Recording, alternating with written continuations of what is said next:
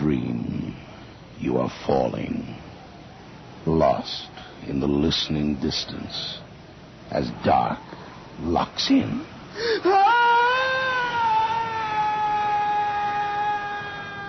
Nightfall.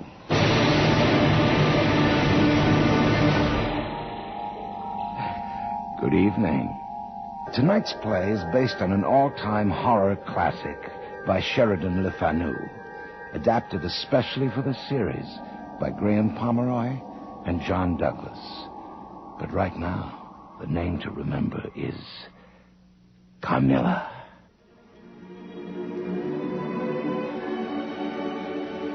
Children love castles and fill their dreams with them.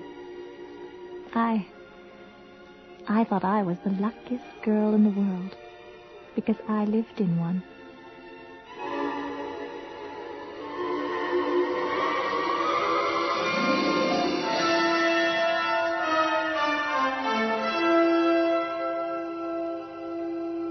And then when I grew up, the dream stretched out its arms to take me with it into the nightmare dark. We could never have afforded a real castle back at home in England, but in the wilds of the Black Forest, my father's income was ample. If one didn't mind the shadows. So long as you're not frightened by rumors of trolls and coaches drawn by headless horses, Margaret, Germany should be quite pleasant. And so it was for years, as I remember. We were much alone, my widowed father, myself, the governess and a few servants, in a wasteland of black firs stretching to the horizon. The castle and the long white road unrolling before it, from one dark mouth of the forest to another, were never more magical one night. That night when the moon should have hidden her face. Margaret! Margaret! Where are you, ma petite? Here, madame, bathing in the moonlight. Indeed. Indeed, ma chère. It is the land of fairy tonight. But you must not stay too long. When the moon shines like this, like silver, all on fire, it is very dangerous. Madame, your petite enfant is a grown woman now. No more stories to frighten children. Come, sit here by me. It's still bright as daylight. I had a cousin once. He was a sailor. Like a fool, he fell asleep on deck in such a moon as this. And when he woke, an old woman was clawing at his face. Oh, madame, you should have been German. You see spirits. I am German, on my mother's side. One would never have known it. You make fun of me. But I tell you, look at the castle windows. They flash and sparkle in the light.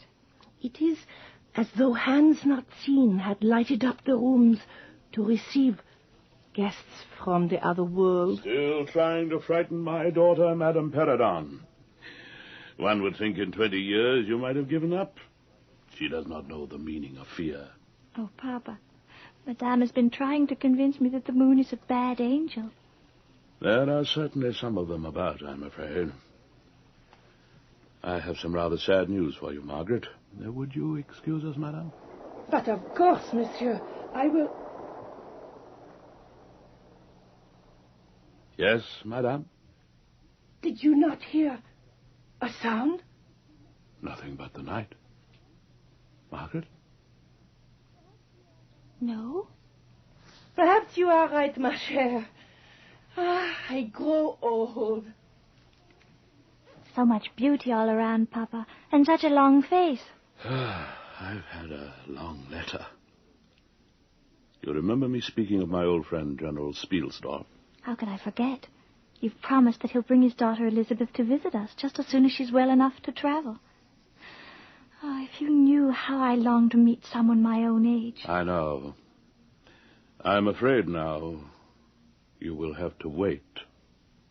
But his daughter has recovered. His daughter is dead. Papa. You had better see the General's letter. I'm afraid he is suffering greatly. The letter appears to have been written by a man nearly half crazed. My dear Lauriston, during the last days of Elizabeth's illness, I could not write to you. And before then, I had no idea of her danger. I had no idea of her danger. I have lost her, and now learn all. Too late. The fiend who betrayed our infatuated hospitality has done it all. I swear before Almighty God, I will devote my remaining days to tracking and extinguishing a monster. Sometime in the autumn, or earlier if I live, my hunt may bring me to your area. I will then tell you all. I dare not put on paper now. Farewell. Pray for me, dear friend. Pray for me. Pray for me. Oh, Papa, the poor man.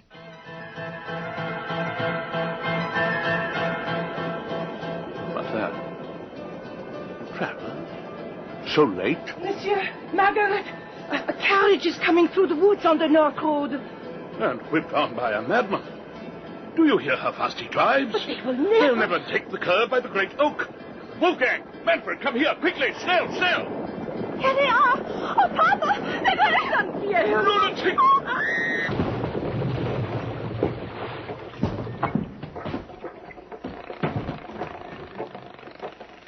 Wolfgang! Manfred! See if they're hurt! See if there's anything you can do for them! I thank you, gentlemen. Thank you all, but there is no serious damage. You there help my daughter, and be gentle as you go. Mind the bell. From the overturned carriage stepped, unharmed, a cold, imperious woman, all in black, commanding the frightened servants as they brought out the most beautiful young girl, about my age, as pale as marble, who at first sight appeared to be... Oh, la belle, pauvre petite. She's dead. The young lady is dead. For God's sakes, Madame Perrodon, control yourself. Bring the young lady here, Manfred. As I thought. Her pulse still beats. She has only fainted. Oh, Lord, we are lost. My lady, your daughter is only suffering from shock. A night's rest, 1 night only, and you may ride on. Alas, sir, that is exactly what I cannot do. I am on a journey of life and death in which to lose an hour is to lose all. I must go on instantly. My poor child cannot come with me now. God forgive me. I must leave her in the closest village. Have pity on a poor mother. Tell me, how far to the nearest inn?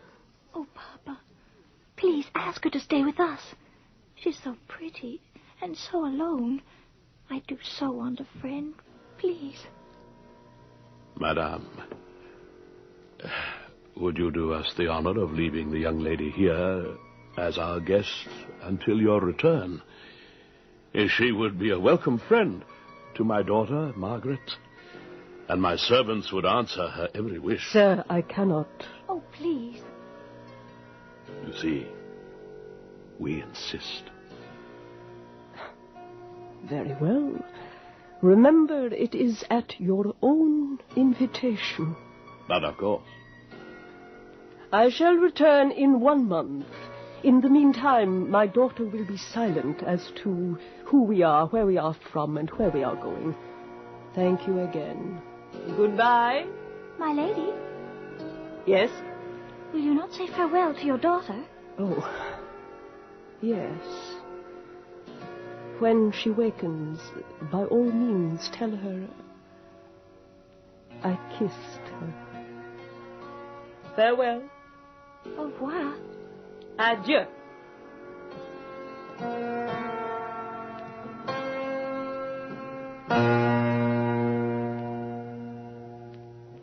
Her servants had righted the carriage with astonishing speed, and the lady in black stepped swiftly into it. A moment, and carriage, horses, Passenger and all had been swallowed up into the dark maw of the forest. At the very moment when the last sound of wheels died away among the trees, the young lady opened her eyes. My mother. Where is she?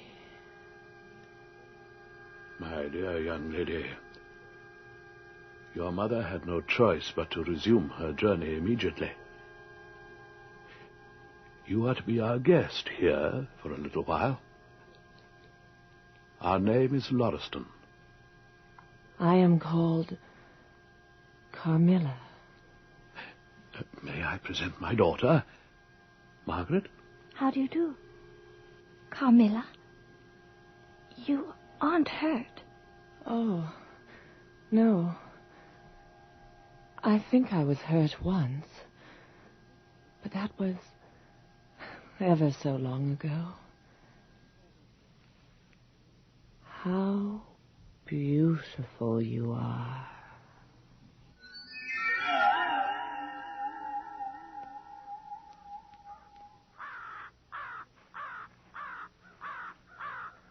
I was saying to your father only yesterday, ma chère, what a piece of luck. Is she not beautiful, this Carmilla?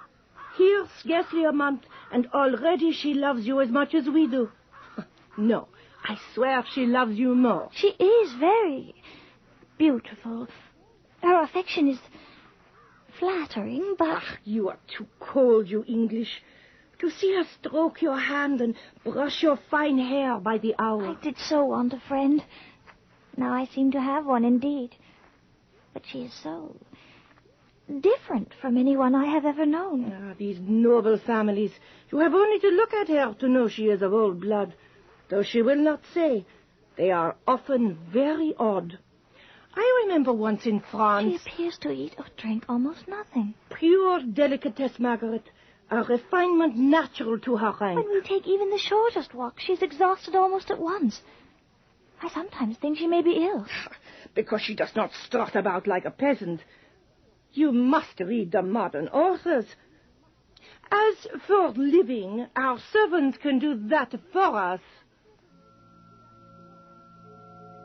A funeral? Here, so far from anywhere? It is the forest ranger's daughter. You know they found her dead this morning. Oh, I heard. Ah, la pauvre. I will go and say a prayer for her. Will you come? No, madame. I promised to meet Carmilla here. I will pray for both of us then. Do not stay too long. It will be dark soon. What is that hideous music? Carmilla, those poor people are weeping, and you talk as though we were at a concert. Don't you hear how discordant it is? How it grates the ears? On the contrary, I think it is very moving. Our religion... How can you tell? That your religion and mine are the same. Your forms wound me, and I hate funerals. What a fuss. Why, you must die. Everyone must die. And all are happier when they do. I think she would have been happier to live. She? Oh, I don't trouble my head about peasants. I don't even know who she is. She is that poor girl who thought she saw a ghost a week ago. They say she has been dying ever since. Tell me nothing about ghosts. I shan't sleep tonight if you do. I hope there is no epidemic coming. The swineherd's young wife died only a week ago, and she imagined that something took her by the throat. The doctor says that so much delirium surely means fever. The swineherd's wife. Well, her funeral is over, I hope. And her hymn sung. And our ears shan't be tortured for her. Like this. Carmilla! Are you ill? Your face. Close. Come close to me. Hold my hand. Tight. Tighter. Oh, you are crushing my hand. Oh.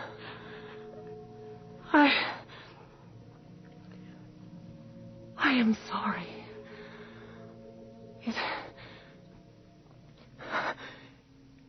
It is passing away. See what comes of strangling people with hymns? Carmilla, I don't understand. Sometimes you are the gentlest friend I could ever imagine, and sometimes... Dearest, think me not cruel. I obey the irresistible law of my strength and weakness. If your dear heart is wounded, my wild heart bleeds with yours. You have not wounded me, dear Carmilla. I fear I have. But you see, I cannot help it. As I draw near to you, you in turn will draw near to others and learn the rapture of that cruelty, which yet is love. I don't know you. I don't know myself when you look so and talk so. What do you mean by all this? My darling, seek to know no more of me or mine. Please. Trust me. Trust me with all your loving spirit.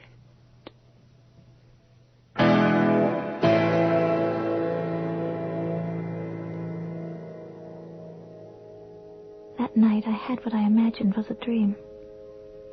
I cannot call it a nightmare, for I was quite conscious of being asleep. I saw, or thought I saw, the room and its furniture just as I had seen them last, except that it was very dark.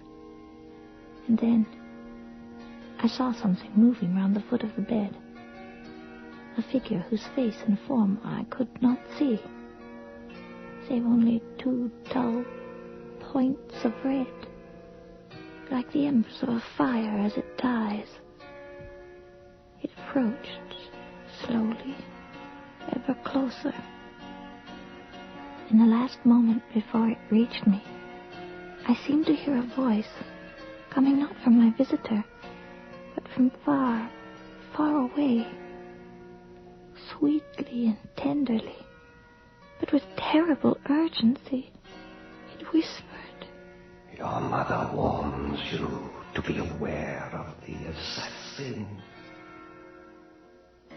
But the glowing coals were already inches from my face, and suddenly I felt a stinging pain, as if 2 large needles darted an inch or 2 apart, deep into my breast. I tried to scream, but found I could not breathe.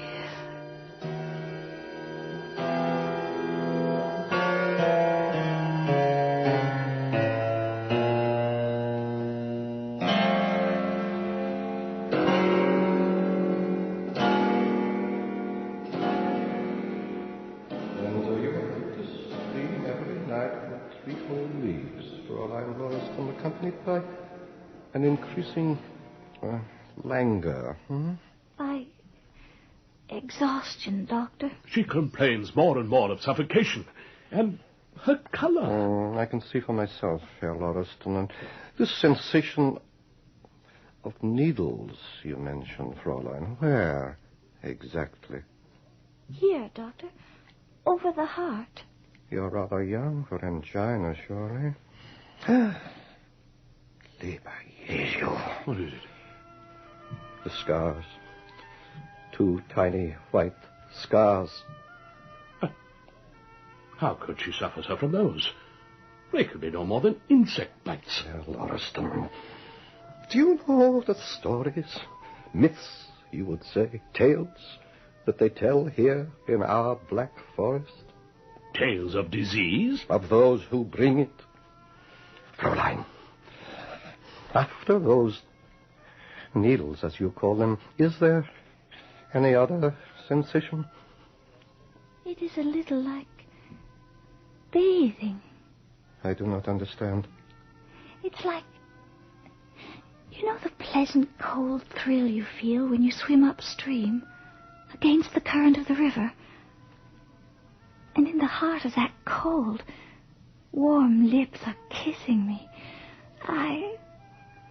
Yes. I sometimes wish I never had to wake up. Fräulein, you must not feel so. You must resist. To love your destroyer is to be lost. My destroyer? Dr. Wallman, what are you saying? I do not know how you will believe me, but you must. Your daughter is...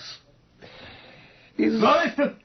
Listen! My God, that's... Forgive my haste, old friend, but I have no time for niceties. I have ridden through the night, lest she escape me. You are not alone.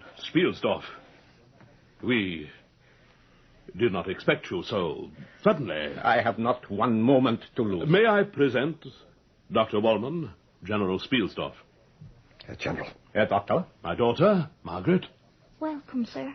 My dear Fräulein. My child, you are ill. Well enough to be thankful you are here at last, General. Oh, What's wrong?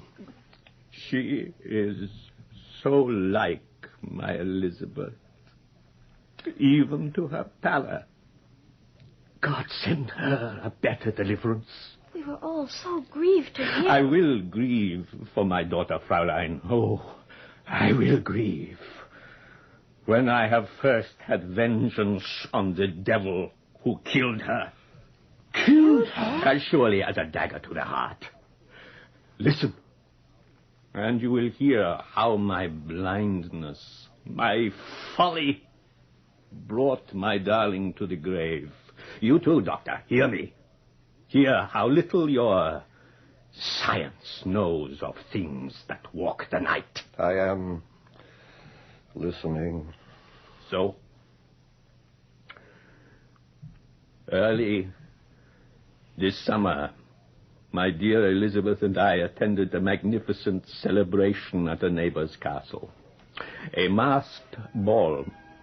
Oh, masked indeed. Oh, yes, it was. When the fireworks were ended and the dancing began, I realized that a young lady and her chaperone, masked and richly dressed, had been following my daughter with extraordinary interest. Suddenly, the older woman was beside me. General Spielsdorf, I believe. You have the advantage of me, madame. Do you not know who I am? If madame would remove her mask... No, I must not. Though we are older and better friends than perhaps you suspect, Friedrich. Madame, you embarrass me. If you would but say... Soon, Friedrich, soon you will know everything, but for a brief time I must implore your aid as an old friend, whose honor will ask no more. Why, how may I... I know not what to say, madame. I have, this moment, received news that reached me like a thunderbolt. I must leave at once on a journey of life and death, in which to lose an hour is to lose all. My poor ward, there, cannot come with me. She is still delicate from an accident. I plead with you. I beg you, take my poor Mircalla under your protection. I know she will be safe. For the brief month I shall be absent. Oh, consent, and save a desperate woman. Madame, with the best will in the world, how can I... I do not know your ward at all. She is Mircalla, Countess of Karnstein, a name to honor any house. Oh, look. Friedrich, see how she and your daughter are friends already. Look, Mircalla takes her hand, and your daughter looks radiant. I turned to look, and it was true. My daughter was entranced by her new companion. I turned back, and amid the swirling dancers, my masked interrogator was gone.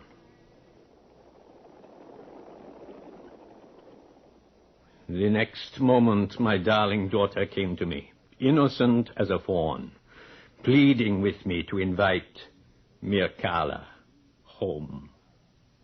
I weakened. I did.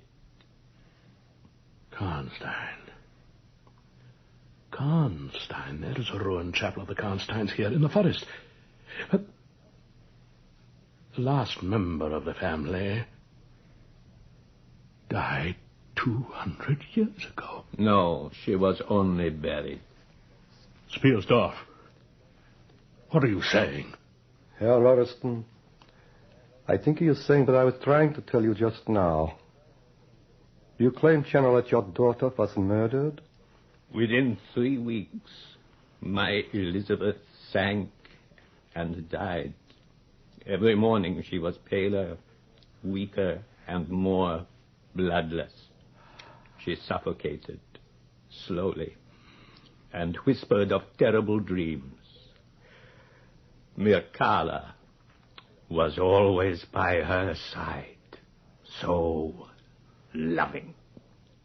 And on her breast, or perhaps her throat, 2 tiny scars like the scratches of a pin? You? No. You believe? Your friends, General. Your friends believe now, too. Don't you, Herr Lauriston? Mircalla.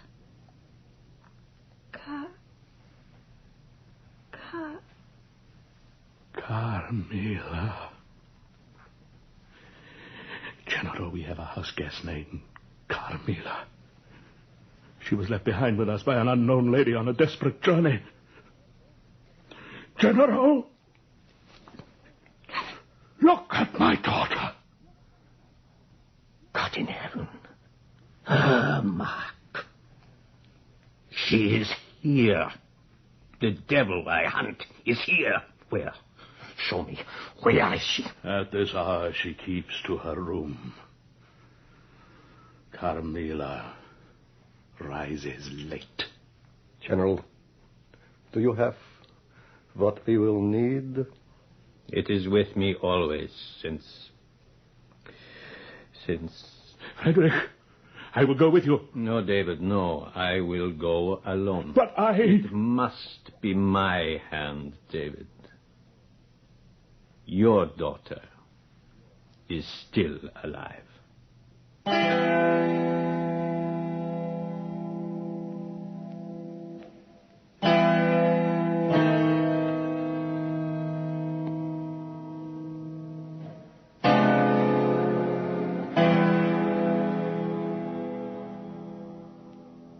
Perhaps Carmilla saw the general arrive.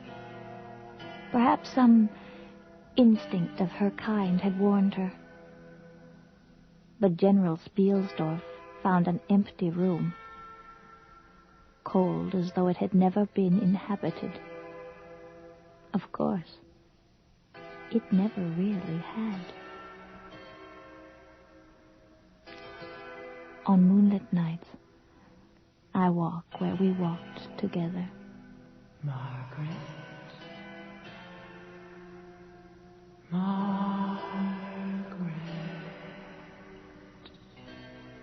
God forgive me. I miss her.